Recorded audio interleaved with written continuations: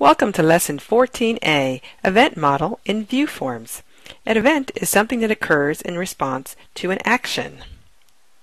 This is a sequence of events that are raised whenever a page is requested. Pre-init, init complete, preload, load complete, pre-render, pre-render complete, save state complete, and unload. Like pages, server controls also have a life cycle. Server controls events are processed after the page's page init and page load events. This is a sequence of events that is followed for every server control whenever a page is requested. Init, load, pre-render, data binding, unload, and then disposed. All pages and control events follow a standard pattern for their event handler methods. The following two arguments are passed by every event. The sender, this is the object that raised the event, and E, this is the object of type event args, or of a derived type, that contains state information pertinent to the event.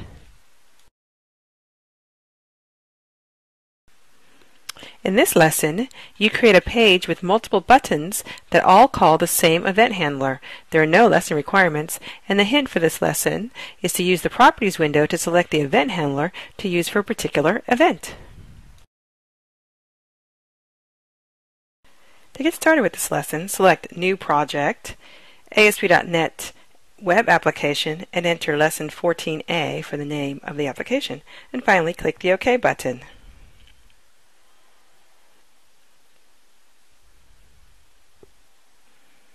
Right-click the name of the project and select New Item from the Add menu to open the Add New Item dialog box. Select the Web Form template and enter button command.aspx for the name of a new web form.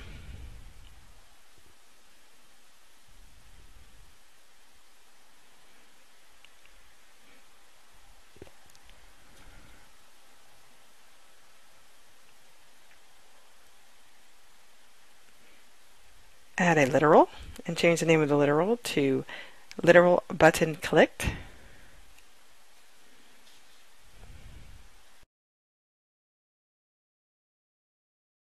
Add a button control by selecting it from the toolbox.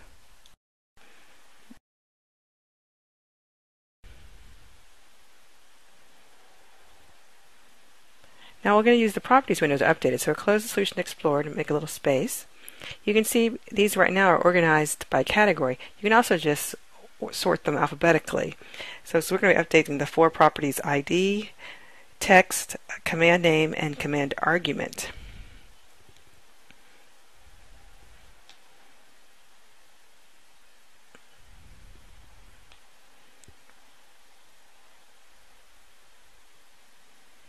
Now right-click the page and select View Code to go to the Code Behind page.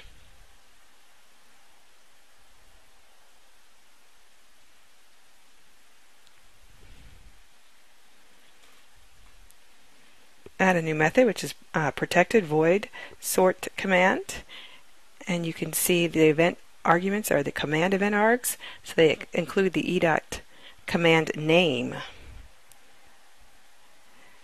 Go back to the page, go to Design View, and click on the button. Select Events, select Command, and select the Sort command off the drop-down list. Click the F5 button to run the application.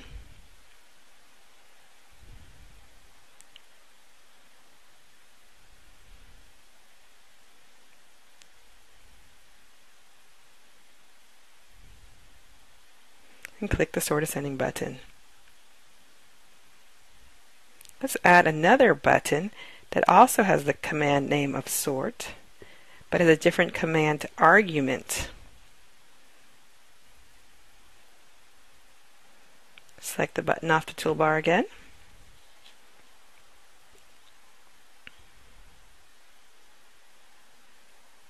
Go to the properties. It's going to be button sort DESC for the sort ascending for the ID of the button. The command name is sort, just like the other button. The command argument is descending, and the text would be sort descending.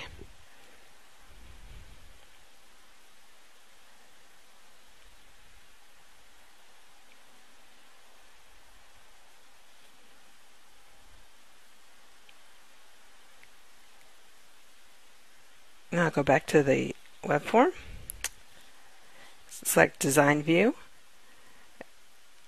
the events, and associate that command event with the existing sort command event that you've written previously.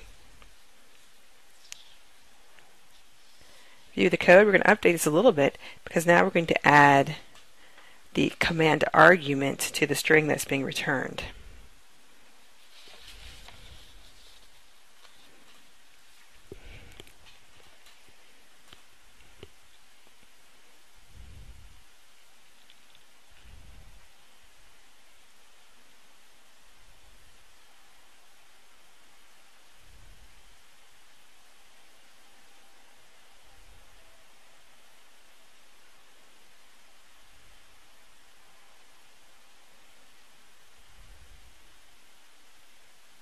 And click the F5 button to run the application.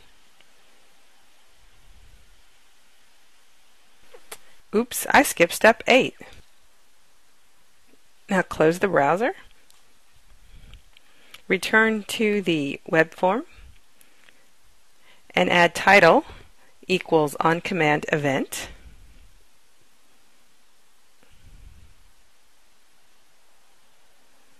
Click the F5 button to run the application again.